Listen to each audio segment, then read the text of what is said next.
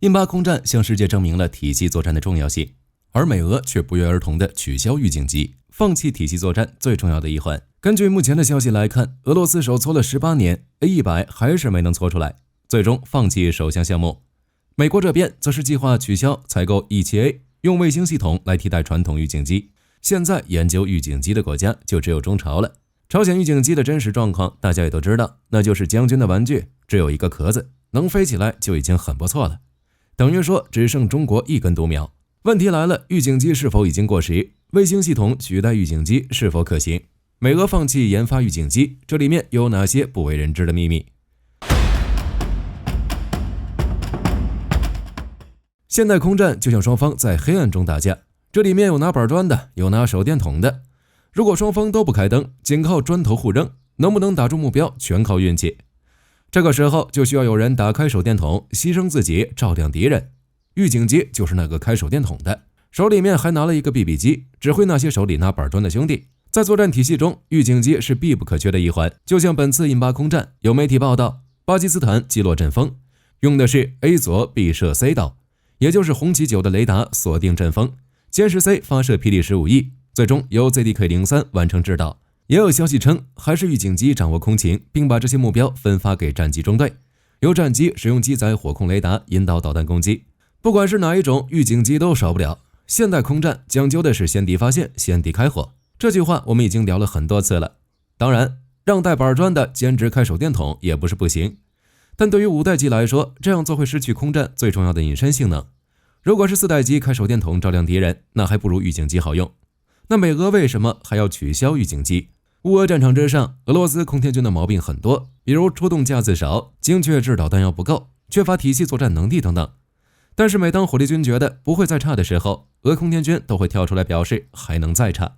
根据俄罗斯军事博主的爆料，在经过多年演习之后，空天军决定放弃 A100 首项项目，并给了一个冠冕堂皇的理由，认为在未来战场之上，预警机的生存能力太差，空导弹、地空导弹都能干掉预警机。而预警机的空域监视、作战指挥任务也可以交给安装相控阵雷达的苏 35S 以及苏57来执行。于是 A100 就没有研发的必要了。说实在的，搓不出来就搓不出来。俄罗斯空天军直接说出来，火力军还能高看两眼。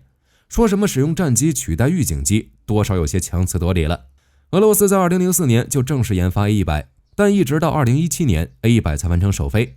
而且这次首飞的机型并非完全体，关键的系统雷达都没有安装，一直到2022年乌俄战争爆发后才做到完全体首飞。也就是说，从立项到首飞 A100 一共花了18年。在这个时间，美国都能研发2种不同的 B2 了，搓了18年，产出的结果也好一点。相比较 A50、A100 更换了研发平台与涡扇发动机，航程、燃油经济性都有一定的提升，更适合在空中长期部署。在侦察能力上， A100 也比 A50 照得更远，并具备侦察隐身目标以及电子战能力。只是无论俄罗斯怎么搓，只能搓出来一架能飞的原型机，另一架 A100 原型机则被丢在了塔甘罗格机场的停机坪，原因只有一个，无法搞定雷达。从一开始就有消息称 A100 的雷达是进口组件组装出来的，根本无法量产。加上乌俄战争的影响，俄罗斯也没那个精力去研究 A100。而且就乌俄战场的情况来看，俄罗斯放弃预警机的确没什么问题。A50 什么都没做就被干掉了好几架，无人机都能站在 A50 头上蹦迪，取消 A100 也算及时止损。美国那边原本计划采购26架 E7A， 现在想要取消采购计划，使用卫星系统来替代预警机，实现空中移动目标指示与地面移动目标指示任务。这是将战场指挥权交给太空的 AI。 就火力军来看，这事儿有点悬。 E7A 是1977年 E3服役以来空军唯一的预警机研发项目，如果不要了，那就只能继续使用 E3。但问题是，该机型在1992年就已经停产了，最年轻的一架飞机年龄也有33岁。虽然美军一直对 E3 进行升级，但总不如新生的 E7A。 美军取消 E7A 的原因很质朴，面临预算超支与延期问题。而此时特朗普提出金琼计划，美国天基预警系统技术也不错，可以将合成孔径雷达装到卫星上。在预警方面，卫星系统可以做到24小时在线，于是就有了卫星系统取代 E7A 的提议。当然，到目前为止，美国还没有下定决心取消采购 E7A。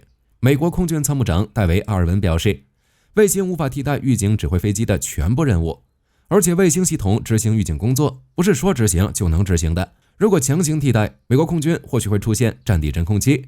美国太空部队副司令迈克尔·盖特林表示，天基 AMTI 能力可能在2030年代初的某个时候开始上线，所以火力军估计最大的可能性就是美军会先接收2架 178， 最终是否会扩充至26架，那就不好说了。如果卫星系统的性能实现了大幅度的提升，终止178采购的可能性很高。就美俄的态度来看，预警机变成了姥姥不疼舅舅不爱的存在。既然要取消，那俄罗斯所说的战机取代预警机，以及美国的卫星系统执行预警任务，是否真的可行？俄罗斯所说的预警机生存能力不行，事实的确是这样。在夜战的时候，打开手电筒照亮别人，也等于暴露自己，肯定会被敌方击火。而且预警机这东西全名叫空中指挥预警飞机，不仅是空中侦察，还要负责管理和指挥己方单位，相当于空中指挥所。所以实际作战时，预警机向来是高优先级的打击目标。在5代机时代，预警机被揍的可能性更高。就拿 E3 来说，对于那些非隐身飞机，探测距离可以达到400公里，但是对那些雷达反射面积不足 0.01 平方米的隐身飞机，探测距离就缩短到了80公里。美国在进行 F2 项目时就发现，使用隐身战机对付 E3 跟喝水一样简单。当 E3 探查到 F2 时，就已经进入了 AIM-120 的射程。美军最新的 AIM-120D 最远射程更是超过180公里。打击预警机那不是有手就行，整个过程 F2 甚至都不用开雷达，预警机本身就是一个信号源，仅靠被动探测也很容易定位。可以说，隐身战机与那些射程较远的空空导弹组合之后，导致那些在天上飞并且没有隐身设计的机型都不安全。而预警机这种东西需要发射雷达波等无线电波侦察敌情，并与队友实时保持通信，永远无法实施无线电静默，自然不会具备隐身设计。火力军听说过隐身轰炸机、隐身运输机，甚至加油机都有隐身设计，但还没听说过隐身预警机。没有隐身设计，加上速度慢、体型大、价值高，在大国冲突作战中，预警机就是首要打击目标。从这个角度来看，预警机的确没什么用。不过，既然战机可以升级，预警机也可以。当然，俄罗斯那边拿战机取代预警机的方法是绝对不可取的。从本质上来说，苏 35S 取代 A50 只是换了一个开手电筒的。敌方只是从击落预警机换成击落战机而已，什么都解决不了。而且苏 35S 的侦察距离还不如 A50， 指挥能力呢也是如此。一个是单座，一个是5名飞行机组加10名战术机组，拿什么比？俄罗斯的这个想法等于重走了一遍美国的老路。当年计划取代 E3A 的时候，美国就想过使用 F35A 配套 MADL 数据链，实现分布式作战，取代预警机的作用。但是经过验证后发现，这根本无法实现。最终还是选择购买 E7A。 至于卫星系统取代预警机，的确可行，就比如 SpaceX 的星盾、星链大家都不陌生，乌俄战场上的明星。不过星链的作用是通讯能力，无法替代预警机，其升级版星盾则拥有军事侦察和数据加密功能。2021年的时候，美国国家侦察局就与 SpaceX 公司的星盾业务部签署了一份价值18亿的合同，内容就是利用星链卫星生产线批量研制侦察卫星。装备诺格公司的成像有效载荷，据称具备天基地面动目标指示能力，计划2028年建成星座。根据目前的消息推测，这些卫星可能包括可见光成像卫星、红外成像卫星、电子侦察、合成孔径雷达等。并且在5月中旬，美国北方司令部司令格雷戈里·吉洛特证实有在轨原型卫星正在测试 AMTI。可惜的是，没有提供有关天基传感器的任何细节。使用卫星系统取代预警机，也就相当于把指挥系统拉到天上去。虽然有点离谱，但并非不可能。测试 AMTI 的在轨卫星已经出现了，指挥什么的那就交给 AI 负责。在美国国防部高级研究计划局主导的阿尔法狗斗中， AI 暴打美军王牌飞行员，空战都能执行，指挥自然也不在话下，完全可以取代 E3 等预警机。当然，这个时候或许就有人会提出安全性的问题，空中的预警机不安全，太空中的卫星就安全吗？说实话，不是很安全。卫星侦察系统的飞行轨道是固定的，不能像飞机那样到处飞，而且这年头谁还没反卫星能力？在1982年的时候，美国就使用 F-15 空射反卫星导弹击落卫星。俄罗斯那边在苏联时期也做过类似测试，当时提出的是星球大战，反卫星是最基础的能力。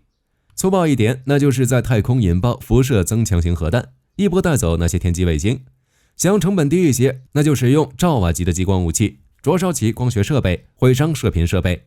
在没有安全保障的情况下，天基侦察系统最多在和平年代搞点监视绘图的特务活。不过现在不安全，不意味着未来也不行。美军还有金琼，完成部署之后，就可以为天基侦察系统提供保护。金琼导弹防御计划其实就是将导弹拦截系统扩展到外太空。至于防御激光武器，那就考虑从源头防御以及材料了。给卫星加装甲也不是不行。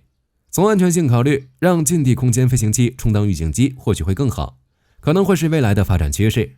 比如美军的 X-37B 不仅可以充当变轨型侦察卫星的角色，其自带的各种电子设备还能完成大量信息处理，比如飞行导航、通信指令传输、太空卫星监视和网络连接等。当然，预警机的未来不只是卫星系统，其本身也能升级。预警机想要保证安全，最简单最直接的办法就是加强预警能力。只要侦察距离足够远，敌方的导弹就打不到自己，也能加装主动拦截弹，或者在预警机周边部署几架无人机充当挡箭牌。这种比较简单的方案就不再细说了。就目前来看，未来战场之上最有可能出现的情况是一群预警机在天上飞，单架预警机无法对付隐身战机，那就上2架，人多力量大，在预警机上也是适用的。实际作战时，如果2架预警机协同探测，特别采取串接航线时，对隐身战机的探测距离基本上与那些非隐身机一样。言外之意就是，如果2架 E3 对战 F-22， 在400公里之外就能发现 F-22 的身影。之后要做的就很简单了，指挥战机前往拦截并发射导弹，导引则由预警机负责，确保可以击中 F-22。这个反引理论可不是火力军随便说的，而是已经出现很多年了，只可惜一直没有成为主流。没办法，难度太高太麻烦，不同重叠程度下的反引距离不一样，目标探测出的特征信号也不同，还要处理坐标系转换等问题，很难形成稳定跟踪。所以当前的主流依旧是单架预警机。不过既然有这个理论，等到技术进步后，2架预警机出现在同一区域的可能性不是没有。如果看得远一点，预警机的未来一定是分布式加无人化。现在有说法是，既然预警机无法隐身，那就搞一个侦察和指挥分离的预警机。也就是说，这个手电筒是飘起来的，不用自己拿了。实际作战时，无人机带着雷达前出，后面一个隐身的预警机负责调度指挥。只是使用这种方式，唯一的好消息就是机组人员与指挥人员没事了，雷达还是会挨打，算是治标不治本。面对敌方的远程打击，多个预警节点组成预警网络才是最好用的。就比如 F-35， 除了隐身之外，最大的优势就是雷达组网。在同一区域作战时，每台雷达都能接收和处理其他雷达发射的信号，之后将这些信号通过数据链汇集起来，这样同步汇集和分析的难度很高。F-35 一直到 Block 4版本才完成，难是难了点，但好处也是真的多。按照美国空军的报告，4架 F-35 的雷达组网，其区域控制能力与 E-2D 预警机相当。当然，这样做会使 F-35 失去隐身能力，但即使如此，安全性也比 E3、E-2D 这些预警机更强。如果对手有能力发现 F-35， 那 E-2D、E3 恐怕早就打下来了。此外，这样做还有一个好处，组网的形式带来了更多的冗余能力。即使负责该区域的 F-35 被击落，连队中的其他战机也可以迅速填补空缺。3架 F-35 组成的雷达网，控制虽然会变弱，但不至于完全丧失。按照这个思路进一步发展，可以将 F-35 换成无人机，仅留1架 F-35 在后方进行指挥，或者将数据汇总到战场之外的预警机上。这是美军现在一直在做的事情。总的来说，在体系化作战的情况下，预警机的空域监视和作战指挥职能暂时无法被全面取代。俄罗斯放弃预警机，主要是自己搓不来。美国提出的卫星系统取代预警机的确可行，但距离实战还有一段路要走。好了，这期视频到这儿就结束了。各位觉得未来的预警系统会变成什么样子？可以在视频下方留言，大家一起讨论。喜欢的话不要忘记点点关注。我是火力军，下期见。